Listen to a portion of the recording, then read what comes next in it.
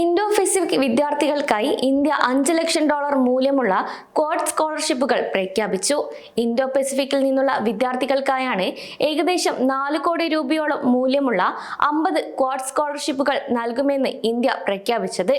കൂടാതെ ഈ സ്കോളർഷിപ്പുകൾ ഇന്ത്യൻ ഗവൺമെന്റ് ധനസഹായം നൽകുന്ന ഒരു സാങ്കേതിക സ്ഥാപനത്തിൽ 4 വർഷത്തെ ബിരുദ എഞ്ചിനീയറിംഗ് പ്രോഗ്രാം പിന്തുടരുന്ന വിദ്യാർത്ഥികൾക്കാണ് ഇത് ലഭിക്കുക.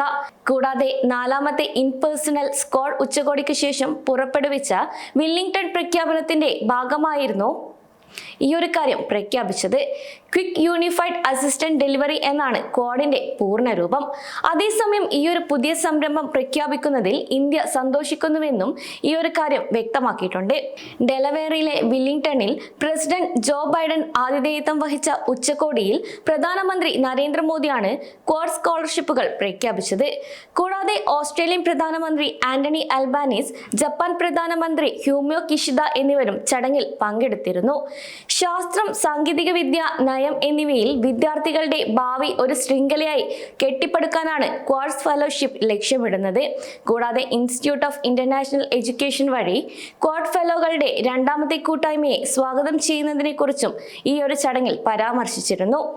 ആദ്യമായാണ് ഏഷ്യൻ രാജ്യങ്ങളിൽ നിന്നുള്ള വിദ്യാർത്ഥികളെ ഉൾപ്പെടുത്തിക്കൊണ്ട് ക്വാഡ് ഫെലോകളെ ജപ്പാനിൽ പഠിക്കാൻ പ്രാപ്തരാക്കിക്കൊണ്ട് ജപ്പാനീസ് ഗവൺമെന്റ് ഈ ഒരു പ്രോഗ്രാമിന് പിന്തുണ നൽകുന്നത്. ഗൂഗിൾ, പ്രാറ്റ് ഫൗണ്ടേഷൻ, വെസ്റ്റേൺ ഡിജിറ്റൽ തുടങ്ങിയ സ്വകാര്യ മേഖല പങ്കാളികളിൽ നിന്നുള്ള പിന്തുണയും ക്വാഡ് ഇതിനോടകം തന്നെ തിരിച്ചറിഞ്ഞിട്ടുണ്ട്. 2017 US, ജപ്പാൻ, ഇന്ത്യ, ഓസ്ട്രേലിയ എന്നിവ ചേർന്ന് രൂപീകരിച്ചതാണ് ഈ ഒരു ക്വാഡ്. കൂടാതെ ഇത് ഇന്തോ പസഫിക് മേഖലയിലെ ചൈനയുടെ നടപടികളെ പ്രതിരോധിക്കുന്നതിനായും സ്വതന്ത്രവും എല്ലാവരെയും ഉൾക്കൊള്ളുന്നതുമായ ഇൻഡോ പസഫിക് നിലനിർത്തുക എന്നതാണ് ഈ ഒരു ഗ്രൂപ്പിന്റെ പ്രധാന ലക്ഷ്യം. അതേസമയം ക്വാഡ് തങ്ങളുടെ വളർച്ചയെ പിടിച്ചു നിർത്താനാണ് ലക്ഷ്യമിടുന്നതെന്ന് ചൈനയും അവകാശപ്പെട്ടു.